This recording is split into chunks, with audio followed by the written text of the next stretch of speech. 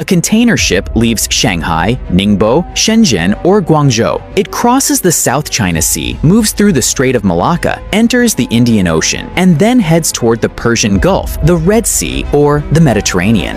This route built China into the world's factory. It connected Chinese ports to oil producers, European markets, African ports, and Middle Eastern buyers. But it also created one big problem. Most of that trade depends on narrow sea routes that China does not control. The Strait of Malacca is one of them. The Strait of Hormuz is another. The Red Sea has become another pressure point, and whenever one of these routes faces war, sanctions, piracy, congestion, or political tension, shipping costs rise, cargo slows down, and countries start asking the same question.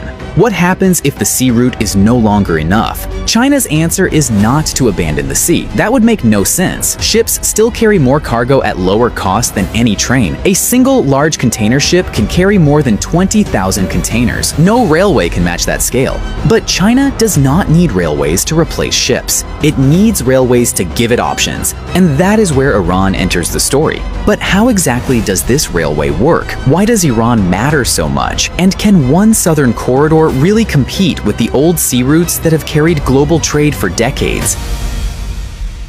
To understand why China wants a railway route to Iran, you first have to look at the map. China sits on the eastern side of Asia. Its richest cities, biggest ports, and strongest manufacturing zones sit along the Pacific coast. Iran sits on the western side of Asia, between Central Asia, the Persian Gulf, Turkey, Iraq, the Caucasus, and the Indian Ocean region.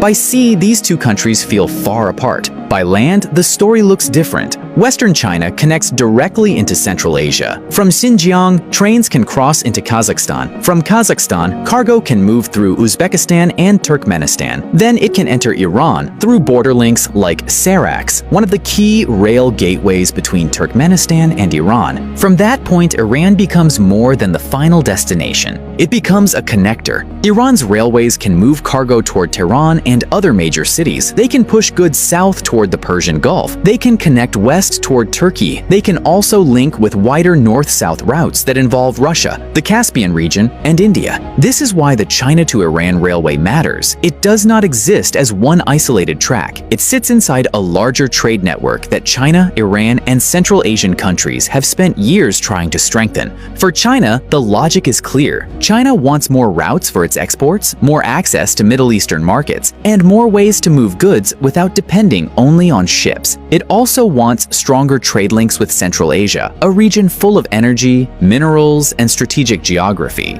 For Iran, the route matters for a different reason. Iran sits in one of the best locations in Asia, but sanctions have limited its access